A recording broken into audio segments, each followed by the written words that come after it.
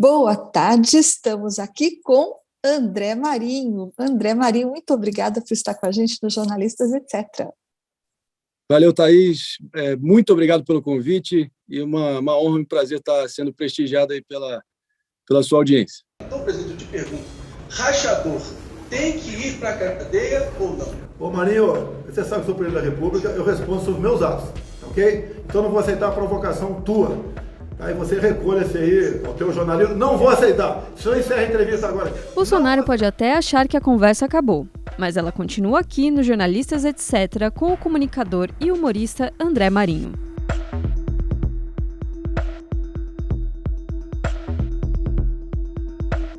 Ele, que foi notícia depois de protagonizar uma imitação do presidente em um vídeo com Michel Temer após a apaziguadora carta de 9 de setembro. Mas já que tu me salvou aí, você está acreditado junto ao meu governo aí. E quando tu quiser, tu só pode me ligar aí que eu te recebo aí com os meus cupinchos aí que vão estar prontos aí para botar um tapete vermelho para você aí, tá ok? Voltou a ganhar espaço da mídia com uma pergunta sobre rachadinhas para Bolsonaro em uma entrevista na Jovem Pan. Irritado, o presidente abandonou a transmissão. E André Marinho deixou a bancada do programa Pânico uma semana depois. Ele diz que não se arrepende da decisão e explicou seus motivos. Filho de Paulo Marinho, ex-apoiador e hoje desafeto político do presidente, André garante que, apesar das diferenças ideológicas, sempre teve suas opiniões respeitadas pela Jovem Pan, mas revela bastidores de momentos de maior embate. A lição que fica da discussão com Bolsonaro.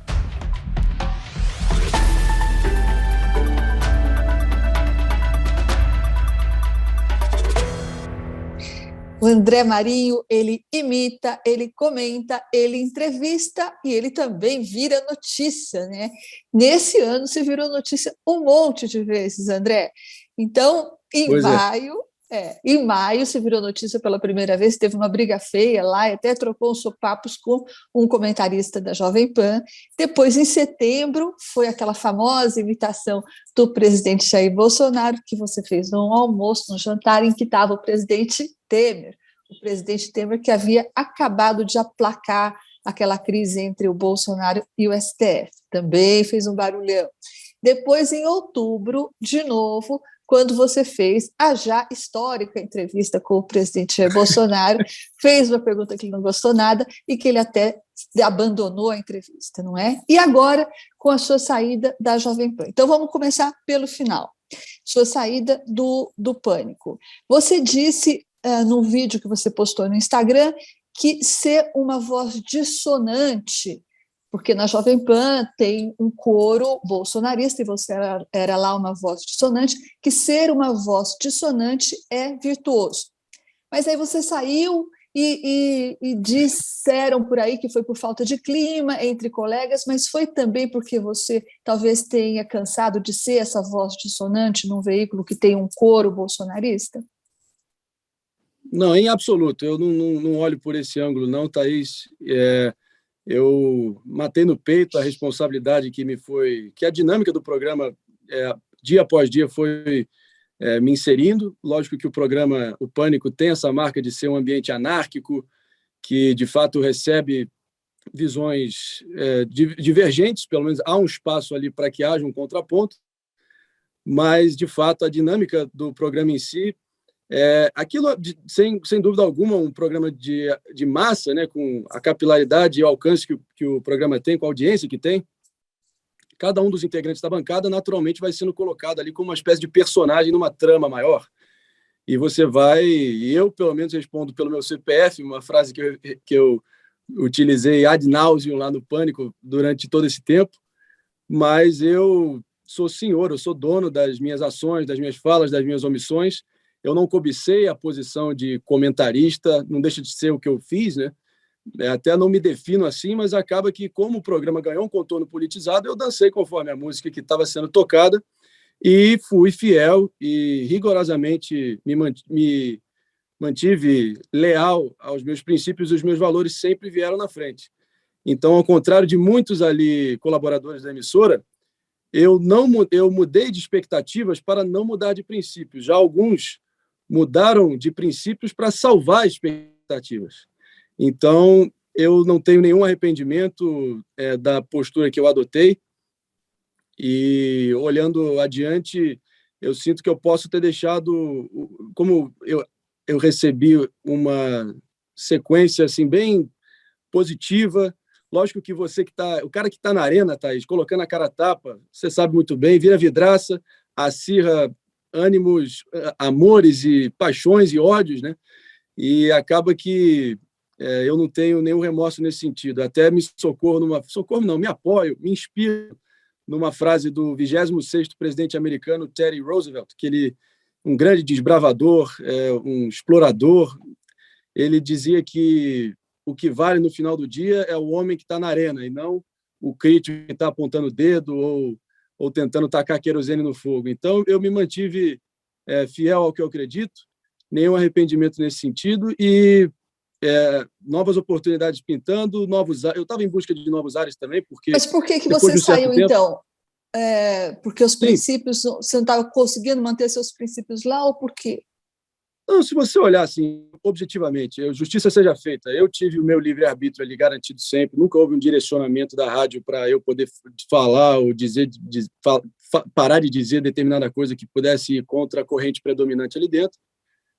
Mas o programa se dava de tal forma onde eu vagarosamente, dia após dia, estava sendo etiquetado, rotulado e colocado num corner com uma espécie de bad boy, o contraponto do programa, até o momento onde, assim, sem firula aqui, indo direto ao ponto, eu me sentia uma espécie de bode expiatório do fanatismo alheio, né?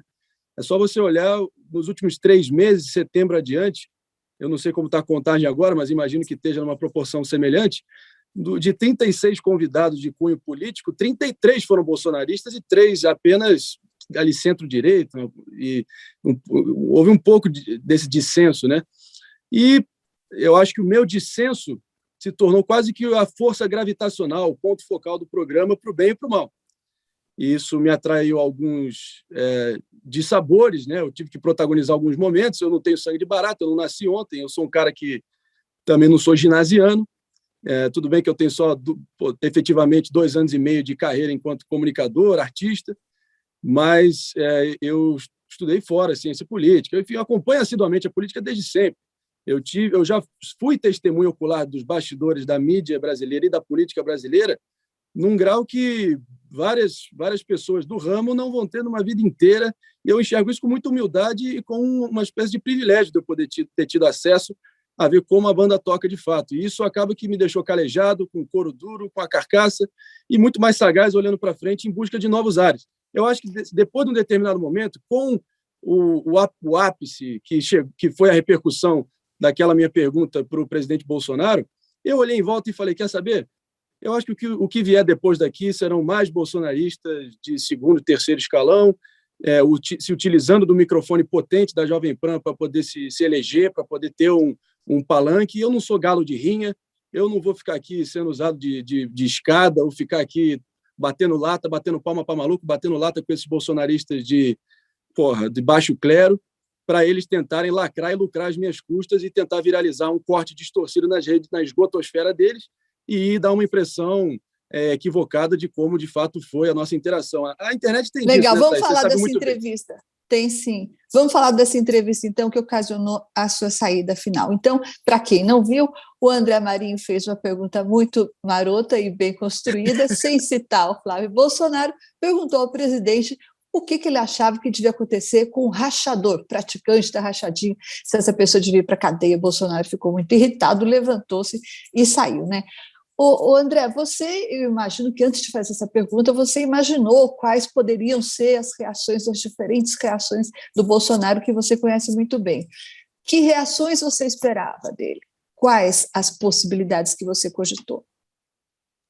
Eu estava eu estava apostando minhas fichas. Se eu tivesse que apostar naquele momento, teria ocorrido da forma que aconteceu. A gente cansou de ver ele ao longo do mandato dele, no momento que ele é submetido a uma pergunta minimamente inconveniente, minimamente indesejada, que vai vai onde o calo aperta ali, né?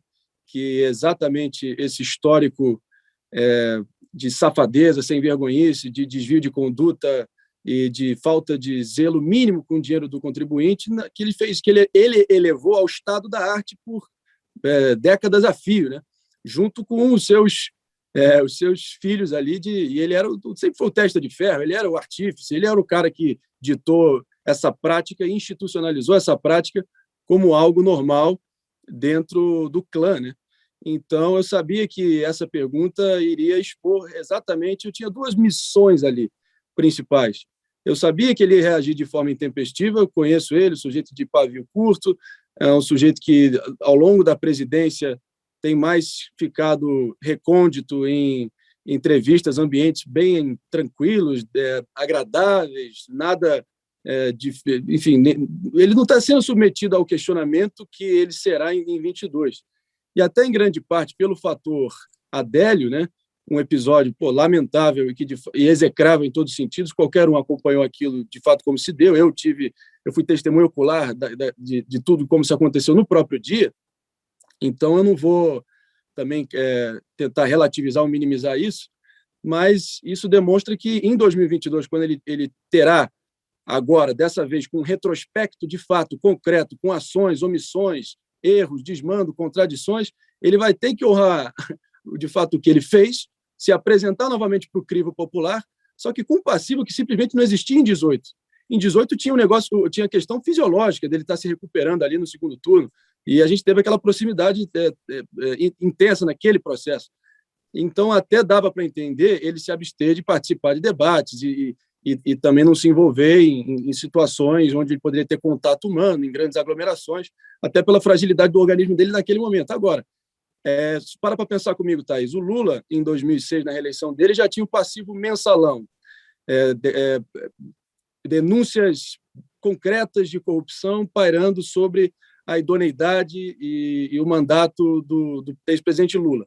Se eu voltar um pouco na linha do tempo, o FHC, na hora que ele queria passar o bastão para o José Serra em 2002, tinha uma crise energética e racionamento de energia, e já começando a espetar o coração e ali o dia a dia da família brasileira. Olhando adiante, a Dilma, nos idos de 2014, tinha o desemprego galopante, a inflação correndo o poder de compra do mais pobre, só que o Bolsonaro tem todos esses fatores, não só isso, um legado absolutamente desastroso de omissão, negligência e de desumanidade durante toda a gestão da pandemia.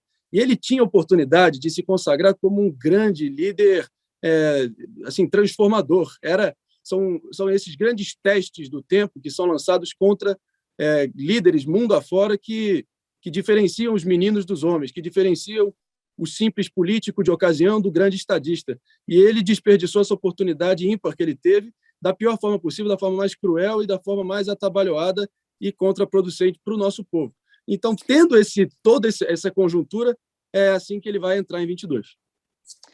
André, a gente trabalhou por um curtíssimo período de tempo juntos na Jovem Pan, Isso é né? Ficamos lá, eu me lembro que numa situação lá no camarim, na maquiagem, você estava acompanhando muito de perto as eleições americanas, e daí, conversando, você me disse que a sua prioridade profissional não era ser humorista, que você gostaria mesmo de investir na carreira de comentarista político, né?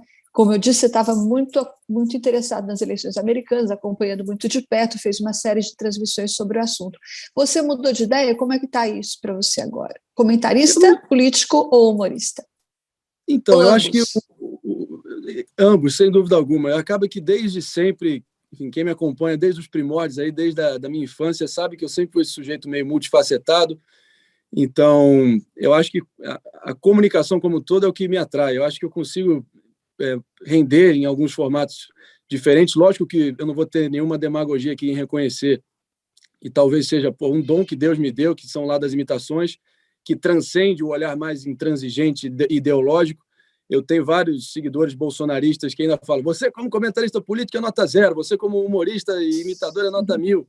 Aí, isso aí é também um sinal de que o humor é capaz, sim, de penetrar esse olhar dogmático, né? Mas, de qualquer forma, acaba que eu estou tentando fazer jus à minha formação a minha formação acadêmica, a minha formação pessoal, a minha formação como ser humano, como profissional, principalmente. O Pânico ganhou um contorno muito politizado e acabou que, na dinâmica atual, eu atuei nessas duas frentes, mas fazendo uma autocrítica até, uma análise pessoal, um exame de consciência, eu olhei em volta e percebi que esse meu talento, que é atrai a aprovação de lados tão distintos, algo que é tão raro, que é impossível na política hoje em dia. A pessoa que se posiciona acaba encardindo a sua atuação de modo geral, acaba te colocando cada vez mais numa tribo, acaba que as pessoas estão muito reducionistas, binárias hoje em dia, tem uma tara por rótulos e querer te associar a determinado grupo. E é engraçado que, normalmente, as pessoas que me acusavam de rabo preso são as pessoas que realmente têm rabo preso. Isso foi uma tônica durante a minha passagem pela Jovem Pan. E eu notei que a minha veia artística ficou em segundo plano nos últimos tempos, até porque esse meu contraponto era o que estava rendendo audiência para o programa. E você trabalha em veículos de massa e sabe muito bem, sem demagogia aqui, que a audiência é um fator primordial, predominante em qualquer atuação num mercado de comunicação de massa. Então, nesse sentido, você sabe, Thaís, a gente tinha 2 mandamentos, uma espécie de 10 mandamentos, só que em 2 mandamentos, que foi no dia que eu pisei lá na Jovem Pan, no Pânico, e me passaram que foi o seguinte: número 1, não caia em pilha. E número 2, renda o bloco. Eu acho que O que é não cair em pilha? Não entendi. Não caia em provocação, barata, não se deixe levar pela galhofa que o pessoal está tentando te desestabilizar. Tenha serenidade, saiba não se levar tão a sério, faça o humor autodepreciativo. Nem sempre. E também, de novo, é muito difícil a pessoa que está na arena pública, especialmente nos termos, nas condições que eu estava, de ser capaz consistentemente de você saber delimitar entre o André pessoa física e o André artista, o Marinho artista, o personagem que está dentro da trama do programa, a persona artística. Qual que era o segundo mandamento? E o segundo mandamento, renda o bloco. Eu acho que, por mais que eu possa ter... eu posso ter vários críticos aí, toda unanimidade é burra, como diria o Nelson Rodrigues, ninguém está isento de não ter a sua atuação questionada, atacada, isso faz parte, o que não mata fortalece, como diria Nietzsche, mas eu fico muito feliz, eu digo isso a todos os meus haters aí, que eu fico feliz que eu possa ter servido como uma espécie de válvula de escape para o ressentimento e as frustrações alheios, né? Que eu servi para eles poderem extravasar esse amargor todo.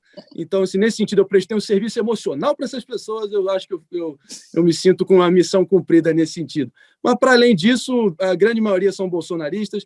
Eu acho que a grande erva daninha aí que segue intoxicando, que segue, sabe, literalmente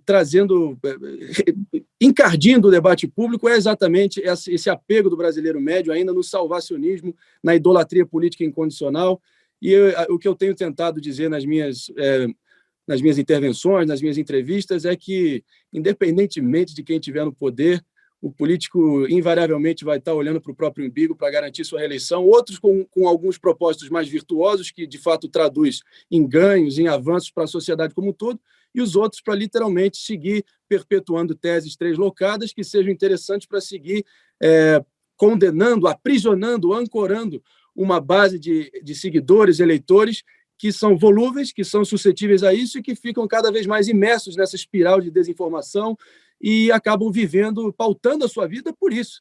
É muito triste, eu fui testemunha de muitas pessoas que realmente regem o seu dia a dia a partir desse centrífugo de desinformação, de cortina de fumaça, de diversionismo que se tornou principalmente o bolsonarismo e que o petismo representa em grande parte. Foi por isso que eu fiz questão, na minha pergunta, de forma irônica, obviamente, de expor as semelhanças cada vez mais flagrantes e incontestáveis entre o bolsonarismo e o petismo, sem mencionar o bolsonarismo. Então, não é que o Bolsonaro vestiu a carapuça, ele se estrangulou com a carapuça e acabou que foi o cenário ideal, na minha opinião, naquele contexto, de expor a fragilidade dele, a falta de compreensão dele do cargo que ele ocupa e a inabilidade dele lidar com o contraditório até esse período na presidência dele.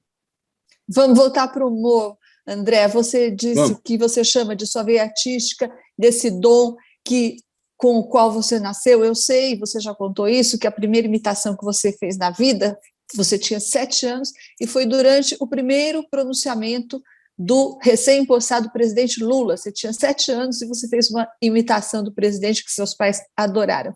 Eu sei que, para ser um bom imitador, você tem que ser, antes de tudo, um bom observador. Mas eu queria saber, no seu caso em especial, qual que é a primeira coisa que você observa nas suas, digamos, vítimas? Nas minhas vítimas, nos meus alvos. Olha, como eu sempre digo, não tem uma fórmula exata para isso. Cada caso, eu lido a partir de cada caso concreto. Então, você tem duas opções, basicamente. Se você já tiver uma referência prévia de algum outro imitador, você pode se basear nisso, é meio caminho andado. Realmente, essa pessoa já fez o mais difícil, de tentar decodificar o trejeito mais saliente, mais aparente, mais pronunciado do personagem, e a partir disso você pode fazer uma versão sua, elaborando um pouco mais na versão da versão já existente. Agora, certamente, Thaís, o mais gratificante normalmente é quando você também se dá em duas opções. Ou tem aquele momento eureka, aquele estalo imaginativo, que aparece aqui a luz na cabecinha, e você logo já começa a imitar de imediato. Você ali de bate-pronto consegue detectar qual é o trejeito mais enfim, projetado da pessoa, e você vai e começa a imitar. O outro é quando tem um processo mais maçante, que você mergulha, e pelo menos eu tenho assim, uma vez um comentário lá no início do meu canal, Thaís, me comparou a um pintor hiperrealista. Eu acho que as pessoas percebem que eu tenho esse grau de minúcia, de detalhe, de tentar incorporar o máximo possível do repertório do personagem a nível de gesticulações, a nível de movimentos faciais, trejeitos. Mas então, é isso que eu queria saber. É o gesto, é o trejeito, é a voz. Ok, você falou que cada caso é um caso, mas eu acho que você tende a prestar mais atenção em alguns desses aspectos, não? Qual é o seu preferido? O que entrega mais o sujeito? Conta aí. Eu acho que desde alguma pausa ou alguma peculiaridade, eu acho que dali vai sempre ser o gatilho mais fácil de você invocar a risada na tua plateia. Que você, por exemplo, quando a minha imitação do Augusto Nunes foi uma que eu peguei de bate-pronto. Você percebe quando ele está concatenando dois pensamentos, ele fala: é importante discutir isso. Entendeu? Eu acho que aí o Augusto Nunes, essa é uma imitação que você tem esse momento dessa respirada dele.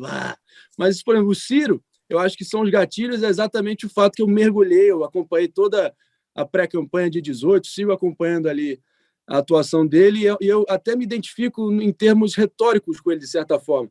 Eu, desde moleque, eu sempre amei ler, e o meu melhor amigo era um livro de sinônimos. Até um certo ponto, a minha fala estava até meio esquizofrênica, de tentar falar difícil a todo momento, como um fim em si mesmo. E aí meus professores de inglês e português foram coibindo os meus excessos com o tempo. Estava uma coisa meio grotesca, forçada, inacreditável. Mas aí, você tinha uma coleção de palavras difíceis para exibir, é isso? Sim. Eu tenho até hoje, desde 2017, eu coleciono aqui um glossário aqui, que já deve ter em inglês e português de quase 3.000 palavras aqui, que a maioria não conhece.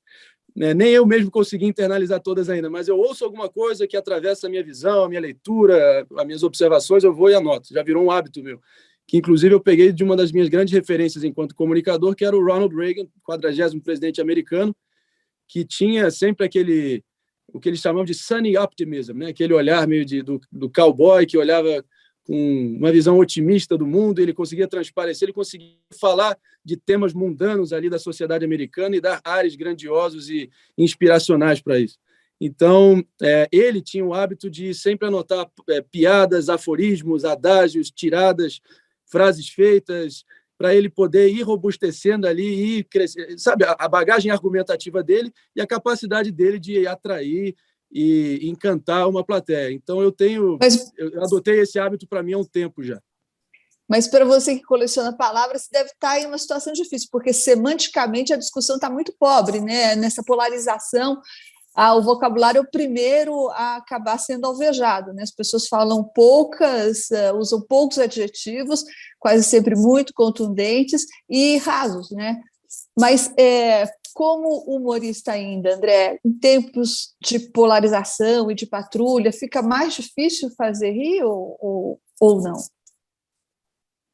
Certamente, eu não tenho como não mencionar o fato de que os bolsonaristas que foram eleitos na esteira do combate ao politicamente correto, ao mimimi, eles são disparados os maiores floquinhos de neve, é impressionante. Se você ousa mover uma vírgula contra o mito, o grande líder, você é logo colocado numa lista negra e vítima da máquina de moer reputação deles, Eu acho que a gente pode se identificar nesse sentido em algum grau. Mas isso só demonstra que o autoritarismo detesta o riso. Sempre a melhor definição do humor para mim foi o John Cleese, que é um grande ator britânico, enfim, participou de várias... Monty Python, exatamente. Ele disse certa vez que o humor é uma sanção social contra um comportamento inflexível. Então, o humor tem essa capacidade de você punir de uma forma jocosa exatamente onde dói na pessoa, o calo da pessoa, a insegurança da pessoa, e isso que desperta o riso na plateia. Sempre foi assim. E se essas pessoas têm essa mentalidade tribal, servil, incondicional, de subserviência a um grande líder, se sentem acolhidas e representadas como se elas estivessem numa missão de moralizar o Brasil, de certa forma, acho que esse discurso também já foi por água abaixo há muito tempo, elas acabam que têm a sensibilidade delas mais aflorada, né? Mas politicamente correto é aquilo, né, Thaís? É aquela sensação de você estar pisando em ovos para não ofender a sensibilidade alheia. E eu disse isso no Danilo Gentili, quando eu fui convidado no final de 2019, e ele, para mim, arrematou e conseguiu cristalizar bem o que tudo isso significa, quando ele disse que quando se ofender se tornou lucrativo para as pessoas começaram a se ofender mais facilmente, né? Eu acho que tem até uma indústria da ofensa hoje em dia, e pessoas que instrumentalizam a ofensa e se vitimizar para poder ter um ganho pessoal. Eu não estou dizendo que a gente tem que separar o joio do trigo. Qualquer declaração, o combate ao politicamente correto, dessa sensibilidade mais aflorada e mais espinhosa, vamos dizer assim, isso não significa que é um salvo-conduto para você sair por aí fazendo piadas de baixo calão, que tocam na identidade da pessoa e tentar desmerecer a pessoa. Isso aí está até tipificado em lei. Se a pessoa se sentir devidamente ofendida, ela pode recorrer à justiça para poder que a pessoa que emitiu tal opinião e tal piada arque com as consequências. Agora, essa é a liberdade de expressão. Eu acho que a liberdade de expressão no Brasil ficou também um momento ali que recentemente na Jovem Pan ficou escancarada o duplo padrão dessas pessoas, a hipocrisia flagrante, que na mesma semana que estavam ali bradando a plenos pulmões pela liberdade de expressão do jogador de vôlei Maurício Souza, que inclusive foi a minha última entrevista participando no Pânico, ele estava reclamando por ele ter, enfim, questionado o quadrinho do super-homem bissexual, e eu, por ter feito a pergunta que eu fiz incômoda ao Bolsonaro, eu fui vítima de uma campanha sistemática coordenada de bolsonaristas nas redes, com os seus próceres na mídia, notadamente um sujeito aí inominável, que eu não quero nem dar mais ibope para esse sujeito, que em rede nacional, no programa do dia seguinte, na quinta-feira, basicamente pediu minha demissão ao vivo, que só escancara, de fato, a natureza deles. É só quem representar minimamente uma ameaça ao avanço da agenda deles deve ser pulverizado, deve ser decapitado e deve ser silenciado. Eu fui vítima disso. Agora, justiça seja feita, eu sempre fui dono das minhas falas, das minhas omissões, e a Jovem Pan sempre me deu um espaço para isso. Não significa que em determinados momentos do programa eu não tenha sido sempre a minha opinião por seu dissenso e para os meus companheiros de bancada e de programa, era interessante me antagonizar, tentar debochar, menosprezar, interromper em grandes partes. Isso aqui não é síndrome de conspiração nem complô, mas houve alguns momentos onde eu estava me envolvendo em discussões mais acaloradas, onde eu estava claramente falando na distância correta do microfone, como eles nos ensinam, né? Ou até mais próximo ainda, e o meu microfone estava mais baixo e acabava afogado ali na cacofonia da discussão. Eu acho que isso, depois de um certo tempo... Isso é sabotagem, hein?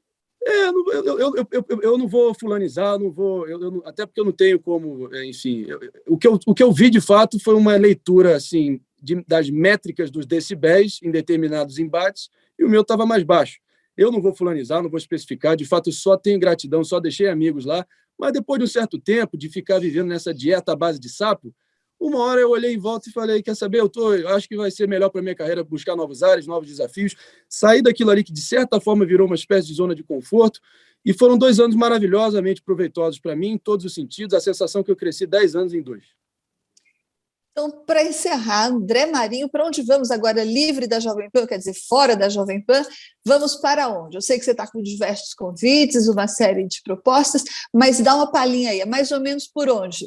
TV, talk show, você estava interessado em fazer isso uma época, para onde mais ou menos vamos? Olha, eu estou tomando esse meu mês de novembro, esses 2 meses finais, exatamente para voltar a priorizar o meu talento que me trouxe até aqui. E olhando em volta, eu já fico muito animado, eu sinto que tem um clima alvissareiro no meu entorno, muita gente me procurando para conversar, ter novas ideias, novos projetos.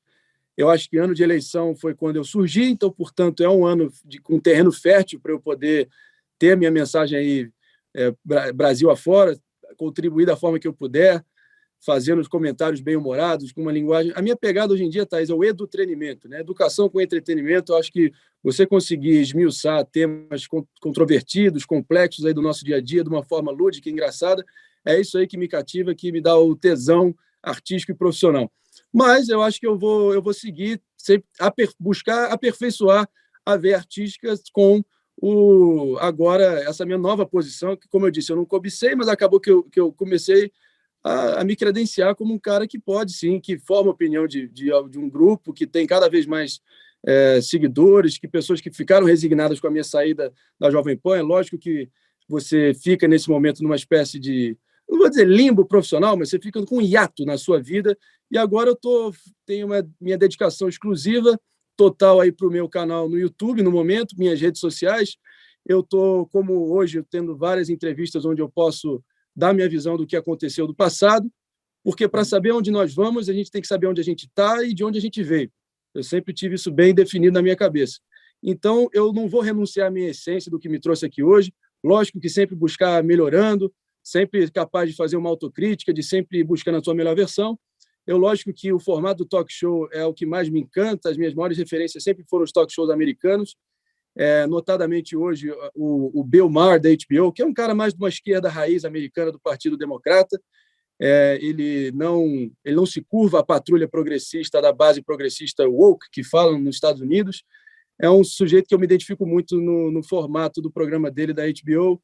O próprio Jimmy Fallon, que dos únicos apresentadores de talk show é o único que tem esse lado da imitação também.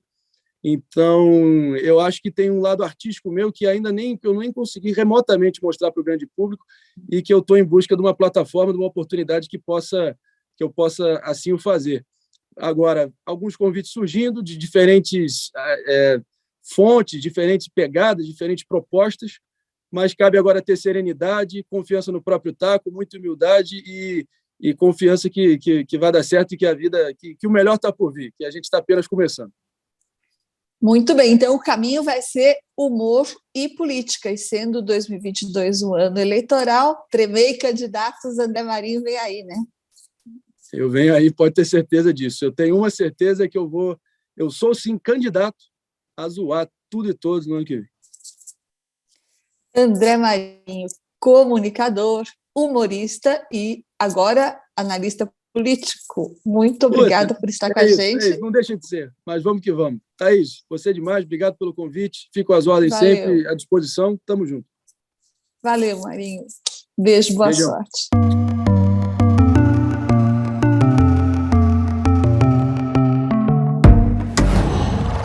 Qual?